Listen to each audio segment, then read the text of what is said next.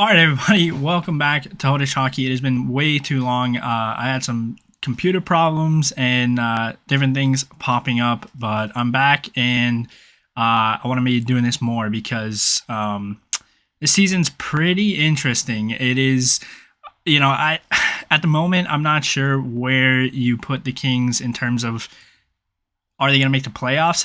It's looking a little tough. They have to continue to win games to do that. But at the same time, there's been stretches, especially since the last video, where this team looks absolutely unreal and like a real contender in the NHL. There was, I'm kind of looking right here, right in the middle of of this kind of run of games. Ever since Copley came up, he made this team better. And, we'll talk about Copley in a little bit. But since then, this team's just felt different. It felt like this team had... they obviously have the players, but it felt like the mindset and the team cohesion and things just seemed to be working together. Like a game where I kind of really felt that was this Edmonton game. Obviously, you're playing against Edmonton, played against them 7-game series in the last playoffs. They're a really good team. They've got the best player in the world. And the team won pretty well, and you get in 3 fights. I mean, when is the last time there's been 3 fights in an NHL game, and all 3 were pretty real fights. It wasn't goons kind of doing a scripted fight. It was general animosity between the two teams, and I felt like we came out on the better end of it. And there was times in the playoff series last year where I think when the Kings kind of bought into that kind of physicality and getting under the team's skin, I thought that's when they looked the best. Obviously Connor McDavid, Leon Draisaitl, they're going to get their goals, and you have to play around that. But I think that's something that this team is really starting to try and add to their game, and I think it's pretty important because we now have the skill to kind of match up with it. If you need to play a high-flying, run and gun game, the Kings can do that, but they've figured out now after 20, 30, 40 games how to be able to kind of lock it down a little bit, play a little bit smarter, play a little harder, tougher in the corners, and win a playoff style game. But let's just kind of go through this because this is not a bad run. 14, 10, and 4, a little bit, 500 with when you don't count the overtime losses, to now 27, 17, and 6. That's a positive record in this time. And I think with all the injuries that have started to pile up for the Kings, which I don't want to, I don't like to use it as a excuse, especially because this team last year, didn't have an excuse when the injuries were even worse, right? You lose your whole blue line, all 6 guys, and they continue to find ways to win. And I think that's very important in hockey in general and how physical and demanding this sport can be. But especially kind of the way the team plays, it's really a, next man up, and you're expected to fill in your role. And, we've seen that, right? So early on, it was the road trip. Very fortunate to have gone to Montreal and Boston. They won both games. The Boston game was pretty awesome to squeak that victory out. Boston's obviously the best team in the league, and that's kind of when the Kings started showing like, hey, we can hang with these teams, which they showed last year too. It's just, can you do it when it counts? I think the change, though, for the whole season was this 6-0 loss to Buffalo, because it was 0-0 game going into the third. It was a pretty boring game, and the Kings just got embarrassed in the third period. They let the young guys on Buffalo, which is, they're a very fun team to watch. I definitely want them to do well, but, if you're the Kings and you're a guy like, Phil Deneau, Anze Kopitar, Kevin Fiala, to let those guys, kind of just play with you and just put on a show in the third period against you. I think that was the wake-up call for the Kings. And you saw right after that, 4 wins in a row, picking up a point against Arizona. It's unfortunate to lose that, but they picked up the point, which is really important. More points here. You lose to Philly, which is, again, like, that is one thing that the Kings have not been able to get away from the past 2 years, is they just do not win the automatic games. They just get caught against bad teams, and it works when they're playing good teams because I think they play better. But they just don't play as hard against the bad teams, and it can cost you, right? I mean, that's 2 points here, a point against Arizona.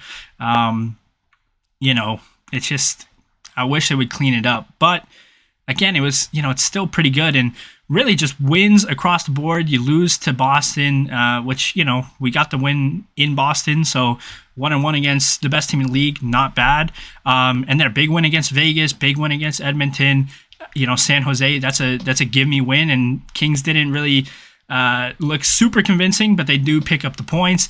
And then there was a little slide here. New Jersey, really good team. Dallas is a really good team. Nashville, that one is the one that you kind of want back, but obviously the 2 goals in 40 seconds to start the game was a little rough. And then the Kings fought back, right? They came from behind 2-0. They were leading 3-2, and they just kind of fell apart in the third period. And that's kind of where I think injuries are a little bit playing a part, because if you have guys like Trevor Moore, and Arthur Kaliev on the power play, maybe you don't lose that game at the end. I do think maybe there could be some other little tweaks and nagging injuries on the lineup that aren't being reported, and are kind of just not going to really get the rest they need, because the Kings are in a spot where they need to win. And I think watching it, I feel like there's a couple players who are maybe dealing with something, or just, you can tell they're not at 100%, but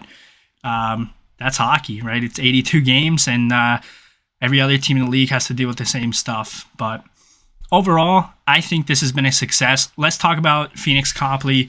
There was a little bit of, talk online after, his bad game, saying, oh, the wheels are going to fall off now. And I was actually pretty disappointed in Jim Fox during that game where Copley, kind of gave up some bad goals and gave up quite a few. Jim Fox kind of kept harping on it, and saying, oh, this is what fans have been thinking. And that's just one of those things where even if it's the case, I don't think it's the job. And I love Jim Fox, but that was one place where I just was like, do you really need to say that? Do you really need to put that out in the universe? And not just say, you know what, it was a rough game, let's just bounce back. I feel like that kind of got on my nerves, and I think it kind of shifted the talk in the Kings community a little bit to, panicking a little bit more. But I'm not panicked with Phoenix Copley. He's done a great job, like very good job. You look at his record, and that's all that matters. He's not doing anything special. He's just making the stops that the team needs. You're going to have a couple bad games, right? You're going to have an off night, but overall, since he's come up, he's been exactly what the Kings needed, and they've played better in front of him. Yes, I hope Jonathan Quick, he did a pretty good job in Nashville, kind of coming in return, in relief. I hope that he can figure his game out a little bit more. But at the moment, you just got to ride Copley. He's been doing the job, and if the guys are playing better in front of him, then you keep him in net, right? Like it's a business after all. And as much as I love Jonathan Quick, this team needs to make the playoffs. And once you make the playoffs, you never know what happens. Jonathan Quick has proven time and time again, even when you think he's down and out, when the games get big like that, he can show up. So, that's kind of the recap of all the games. I think overall, my feeling on the team is it's fun. It's a fun team to watch. This has been a really fun season so far. A little inconsistent, yes, right? Like this group of games was rough. The start wasn't ideal, but again, since that Buffalo 6-0 loss, I just feel like the team has figured themselves out, and they're still trying to work on putting it together every single game for 60 minutes. That's not been fixed yet. That's an issue that's kind of carried over from last year. But when you're adding guys like Kevin Fiala, who's at a point per game, when the young guys are stepping up like Gabe Vilardi, Quentin Byfield playing on the first line, it just works a little bit better. And I know that early on there was like Todd McLellan needs to go talks and all that stuff, and I just think, the fan base needs to kind of understand, like, this is a grind, not just a season, 82 game grind, but, to get yourself from where the Kings were, you got to think back 3 years ago. This team was just in shambles, right? They got rid of pretty much everybody that was on the team 3 years ago. It's going to take a little bit. The team's not going to come out and be perfect this year just because we added Kevin Fiala. As long as we can keep building on year by year, which the team has 100% done. Rob Blake has 100% been doing what he needs to do. I guess we'll talk about the trade deadline coming up, what moves are going to be made. Honestly, I don't think there needs to be a move. If a move gets made, great. I fully trust Rob Blake. I think they know what they're looking for. They know what this team needs. But you don't go out and rush something. I don't think there's many good options out there. You can maybe try and go for a goaltender. Carl Vejmelka is someone that people are talking about because he's pretty good in Arizona. He's played really good against the Kings, but I just don't think that does too much for the team. And then, is Copley the best goalie? Is Copley a goalie that we're going to ride to the Stanley Cup Finals and win a cup with? Probably not. But are we going to do that this year anyways? Probably not, And then the other Arizona guy, right, Jacob Chikrin.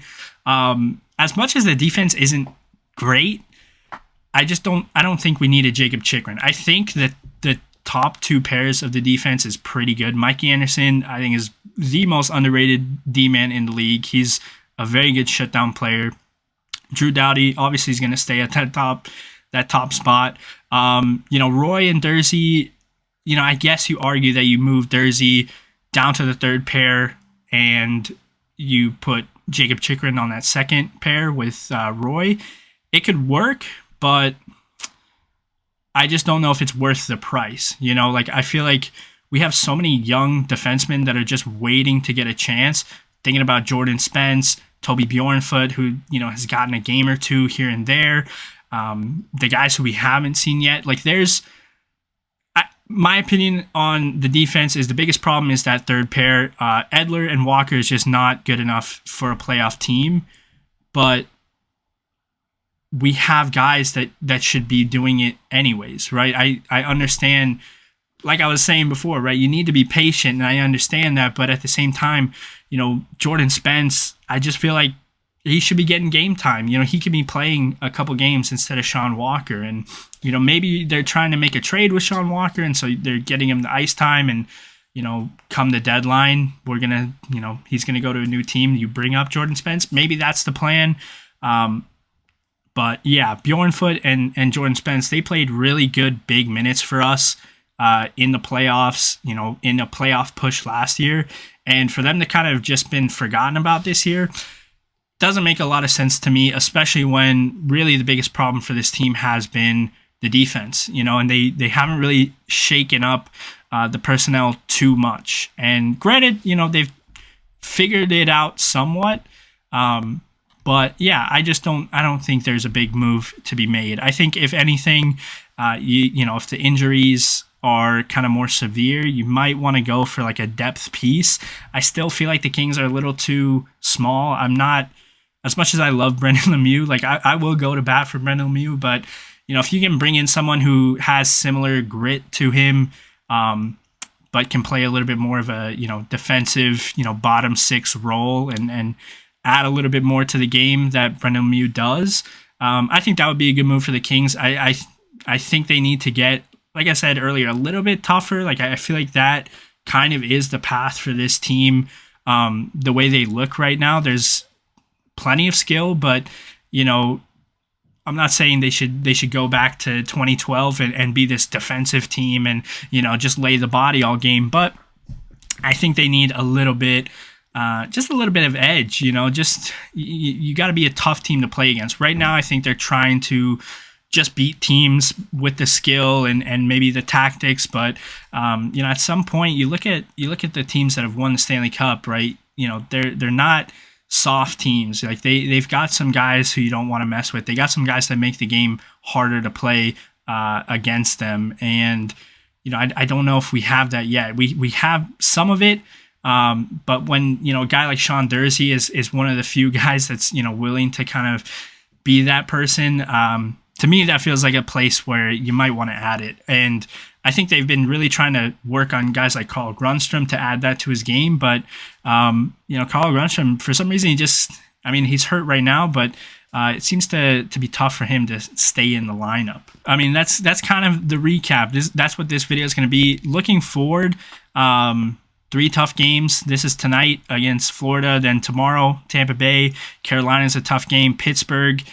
Buffalo, got to get the revenge in Buffalo, and then you really don't get a break per se until Arizona and Anaheim, but then Minnesota, New Jersey, New York, Winnipeg. This is a really, really, really tough schedule right here in terms of, if you slip, I think the season's probably not going to be a playoff season. They need to win some games here to not lock up a playoff spot, but it's very easy to lose the playoff spot here. I think for what I need not what I need, but what I'm looking for the Kings is this guy right here, Phillip Danault. He's been cold. And when that second line is working, that's when the team wins. And I think Phil Danault gets a lot. I give him a lot of credit for it because that second line is moved around guys because of injury. We've had obviously Trevor Moore, Arvidsson are kind of the mainstays, but Arju was hurt for a little bit. Trevor Moore's been hurt now. You've seen different guys move up and down, and for the most part, they've really been a consistent line. But not really the past couple weeks. This is kind of the last few games for Phil Danault. 1 goal that was on the 5th of January versus Boston. And then 4 assists since then in quite a bit of games. So, I think he's one of those guys who maybe there's a little bit of a nagging thing with him because just doesn't seem like he has the same amount of energy as he was playing with, physically and emotionally too. I think that's a big part of Phil Danault's presence is, you can tell he's a very good team guy, adds a lot of energy. When he scores, you just kind of feel like the team reacts a little bit more than when someone else scores, since he's been, not playing as well, you can see it all throughout the team, right? Like that second line is our moneymaker in a sense. If that line's going, we kind of have a matchup advantage against anyone because we have a really good top line. Quinn Byfield, I'm going to give him a lot of props. He has looked phenomenal. He's making plays offensively. That's great. For me, what stands out for me is his defense is really good. His stick checking, I should say, is really good. He's just on the forecheck. He's making the plays. He's stealing pucks from guys. On defense, he just has the stick in the right spot, and that's super awesome to see because for a guy who was labeled Kopitar 2.0, I never really saw it, and I think he's really been working on that. And you got to be able to do offense and defense, of course, but that defense I think has been keeping him on that top line with Kopitar and Kempe, and the more time he gets up there, the more comfortable he gets, the more offense we're seeing from him, and the better he's playing. Like, we have a really good top line right now. That third line, having Kevin Fiala run a third line, it's unfair for anybody else, honestly, in the league. There's not many third liners who are going to be competing with Kevin Fiala when it comes to how good they are. So it's really that second line. If our second line is playing really good, that gives us pretty much an advantage on the top 3 lines. And I think our fourth line's pretty good, no matter who kind of rotates in and out. They don't get as much playing time as other teams' fourth lines, but, we need the second line to be going. When the second line's slow, it's kind of a recipe for disaster for this team. So hopefully Phil Danault can get it going. Kevin Fiala, just quick shout out. 51 points. He's playing unreal hockey. There was a game, that game where he scored those 2 goals really quickly. Just when I was watching, I just kind of thought, this is like the best hockey that he's ever played. He's just, you can tell like really early on, 1 or 2 shifts in, how he's going to be that night. And more times than not, he just looks like he wants to take the game over. And it's fun to watch. It's awesome that he's a third line player for us. He can move up to that top line, but I think he's been doing really, really good stuff on that third line. Blake Lazat's been a good little line mate for him, right? Like you think back to Fiala being in Minnesota, it's kind of similar situation to that, right? They didn't have him with Kaprizov. They had him with, Frederick Gaudreau and another winger. And I feel like that's what we have here on the third line for him. Like Blake Lizotte is kind of the Freddie Gaudreau in a sense that, he has some plays in his stick. He can score a good goal if he needs to. He makes pretty good passes. But he's also just really good defensively. He's, a super, super solid player. And then whoever you're going to put on that third line with him, whether it was Gabe Vilardi, which was really nice when Vilardi was healthy. Unfortunately, he's been out for a couple games. But, I mean, that's even better. And even now, putting Jad up there. Jad had a 2-goal game a couple games ago. Like, Kevin Fiala is everything that you could have wanted for him. Does he make the stupid penalties? Yes. But he's really added so much dimension to this team, and he's really, in my opinion, just shown how quickly the team went from last year to like, hey, you know what, we made the playoffs, that's pretty crazy, to, that I feel like there's really a plan in there, and it's not revolving around Kevin Fiala, but Kevin Fiala really is a catalyst to help this team just get the 1, 2, 3 more little pieces, or, just get the young guys a little bit more developed and a little bit more ready. And this team is ready to go pretty soon. I think the window kind of starts next year. It's going to be in time for Kopi to kind of finish his contract out. Drew Doughty, the same thing. I just really love the way this team is playing. It's unfortunate how inconsistent it can be. Some games, I'm super excited to tune in, and then you lose 4-0 to Dallas, and you're just like, oh my goodness. But overall, man, this team it's fun to watch now, which honestly is the most important thing, right? Like, you're only going to win the cup, 1 out of 32 times mathematically. So if you can make it fun to watch hockey games, that's a win in my book. Rob Blake's been doing it. Todd McClellan's been doing it. The team's been doing it. And hope it continues.